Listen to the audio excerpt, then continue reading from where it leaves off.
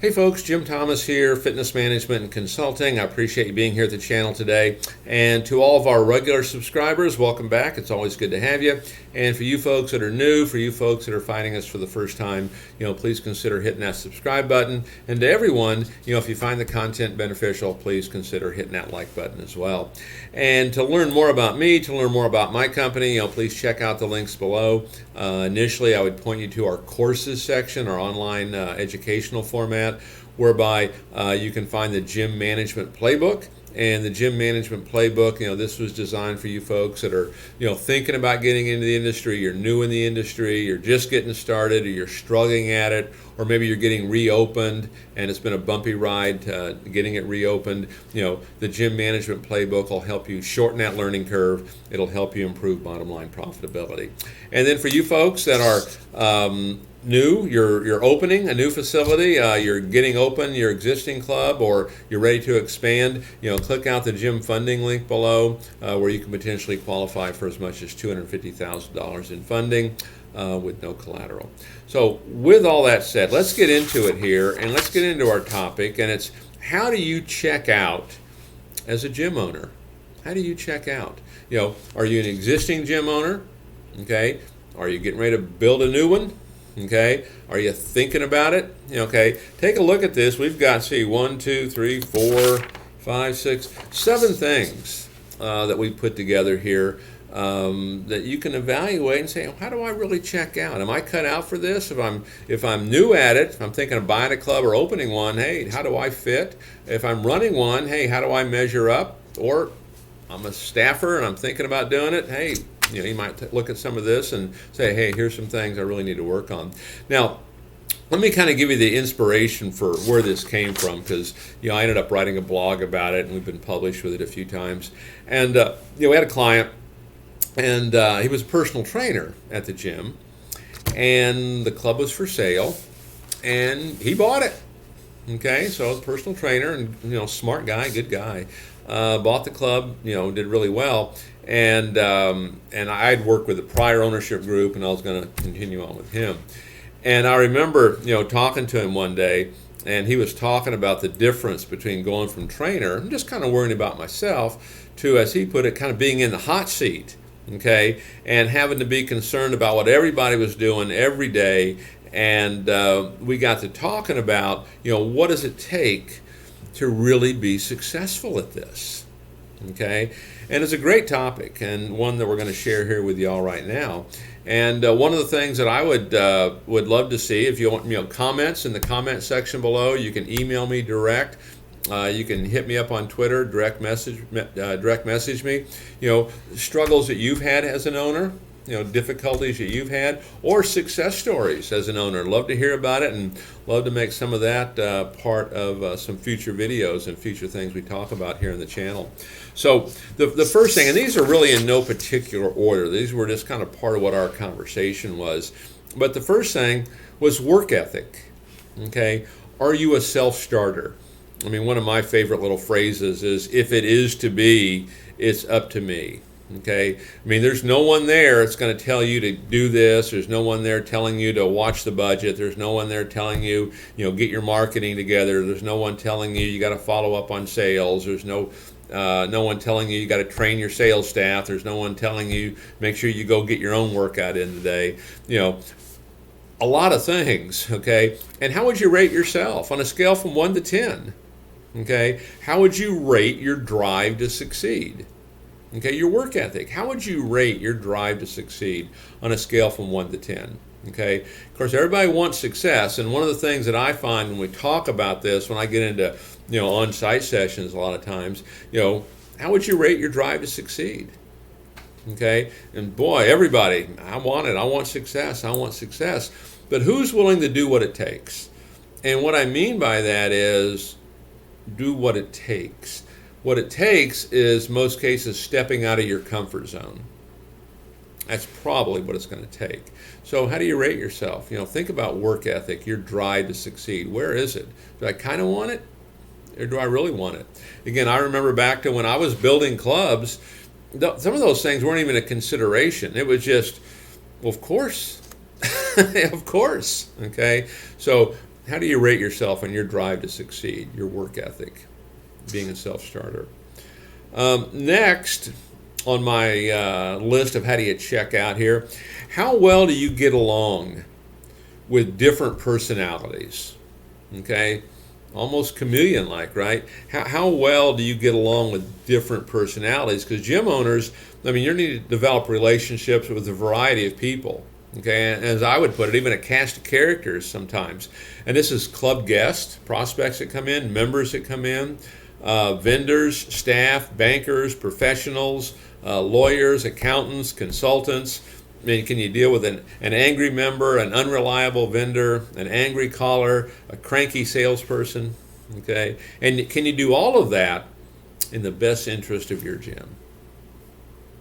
Okay, how well do you get along with different personalities? And you know what's interesting? I think of a client we had who ended up selling and did incredibly well. But how did he fare on this one? I would say probably a failing grade. Okay, that was not his thing. But what he did, that's why I was there. I was good at all those things. And so I almost became that in-between person that kind of provided that buffer, to the owner. So if you don't have some of these, how can you acquire it? How can you delegate it? How can you bring it on board? And so in that case, I was that person. I was able to do all those things, and most of the time didn't even reach his desk. Okay, so how well do you get along with a variety of different personalities? Number 3, how good are you at making decisions? It's one of the things, it's one of the big things I see, like when a salesperson gets promoted to becoming a manager. Really, that's the biggest thing, I think, or biggest struggle for a lot of them. You got to make the call. Don't wait for somebody else. You got to make it. Okay? And you're required, as a gym owner, you're required to make many decisions, and many times you got to make them quickly, and you got to make them under pressure, and you got to make them independently. Okay, I mean, you're going to be wearing lots of hats. I mean, you're going to be the plumber, you're going to be the janitor, you're going to be the salesperson, you're going to be the bookkeeper, you're the trainer, you're the developer, you're even the psychologist. Okay, one of my, again, favorite phrases here: act, don't react. Okay, and I know when I talk to folks, they'll say, "Well, Jim, why should we hire you?" And one of the things I'll kind of say with a smile on my face is, "Hey, I'm qualified from everything to, evaluating your P&L to making sure your bathroom's clean, because I've done them both and everything in the middle." Okay, so how good are you at making decisions? You're going to be involved in a lot of different areas. Okay, and you have to be well versed in a lot of different areas. Next on my list, do you have the physical and emotional stamina to run a health club? Do you have the physical and emotional stamina to run a health club? And certainly there's a lot of 24-hour gyms out there, but many gyms, they open up at 5 o'clock in the morning, they close at 10. Okay, what happens when your front desk person doesn't show up or is late? Okay, or there's no salesperson for the evening shift, or you've got a new member that needs help. Okay, what happens then? Okay, you face these potential demands of working, 12 hours a day, 6-7 days a week. Okay, what is your physical and emotional stamina like? What kind of support do you have, within your family? I'll talk about that a little bit later. But what kind of support do you have in your family? Okay, to do this, but it's going to require physical and emotional stamina to be able to do this. And part of this gets back to why is it important to you, why you're doing it. I remember for me, this was when I was first opening clubs. I was really trying to maximize all my time, and I'd go over payroll like at 3 o'clock in the morning, because I kind of saw that as unproductive time. There's nobody else around. I can just do payroll, I can do admin, and then by the time we get going that morning, I'm ready to roll. Okay, but you have to have that physical and that emotional stamina to be able to do that. Next on my list, how well do you plan and how well do you organize? How well do you plan? How well do you organize? If you're going to fly by the seat of your pants, this is going to be tough. Okay, history shows over and over again, many gym failures and gym struggles could have been avoided through better planning. Okay, if you don't have a business plan, get one. want someone to really give you an education. This is something that I do with a lot of new clubs when they first get started, or when a club's acquired, is we'll help with that business planning.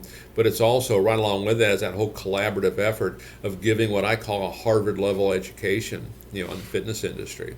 Okay, but you're going to want good organization of your monthly financials, your inventory control. Keeping track of schedules, tracking all guest traffic, tracking all telephone inquiries, completing daily sales reports. And that's just the beginning, okay? You have to do well at planning and organizing, okay? You have to know your numbers, okay? And you have to be able to depend on systems as well. But you have to be a planner, you have to be an organizer. I know I've said it before for you folks that have worked with me in the past, but when I go into operations that really need that big turnaround, one of the first things I usually see is that lack of planning, okay? And even in some cases, even to this day, lack of organizational skills, not knowing what our costs are, really not knowing what our profit margins are, just knowing, hey, there's money in the account, okay? But so plan and organize. Next on my list, okay, is your drive, is it strong enough to maintain your motivation, okay?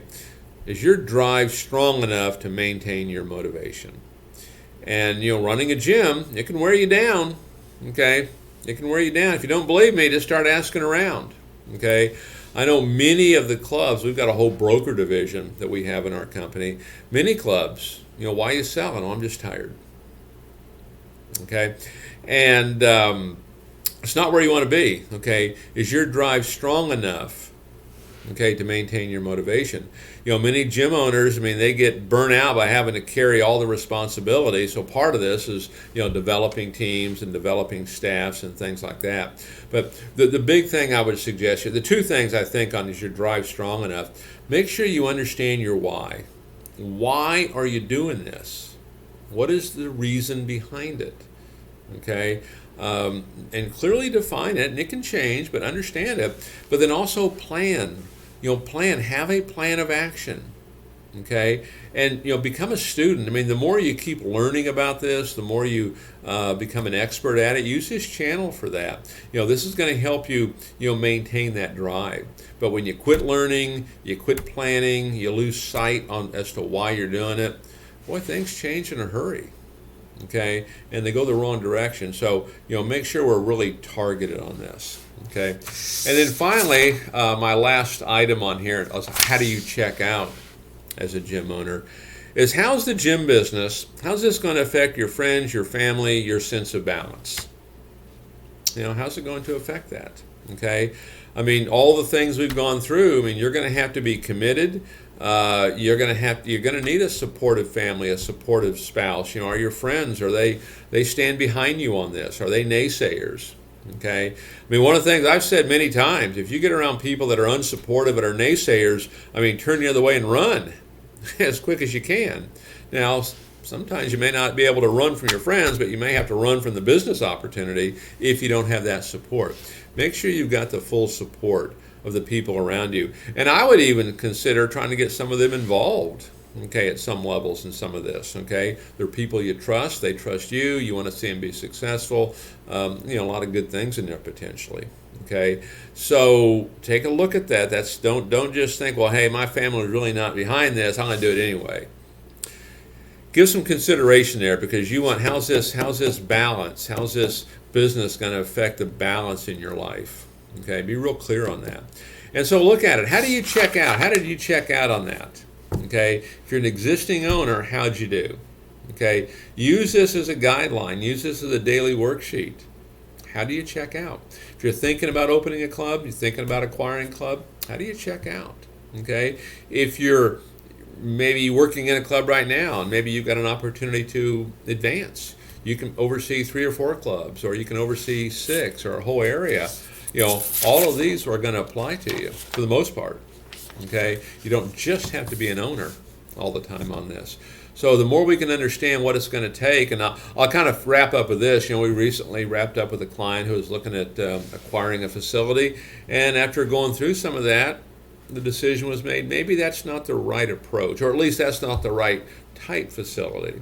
Okay, you can still maybe get in the business, but we look at the type of facility we're going to need. What's the time commitment that's going to be required? Okay, so there can be some variables. Okay, and if you have questions on this, you want to talk about this, you can hit me up. Like I mentioned, direct message me on Twitter. Hit me up in the comments below. Feel free to email me directly if you like. You can text me. If you're international, feel free to use WhatsApp to reach out to me. Happy to chat with you about how you check out as an owner and how we can help take you to that next level. So folks, again, my name is Jim Thomas. My company is Fitness Management and Consulting. If you found the content beneficial, please hit that like button. I appreciate it, and I look forward to seeing you all in that next video.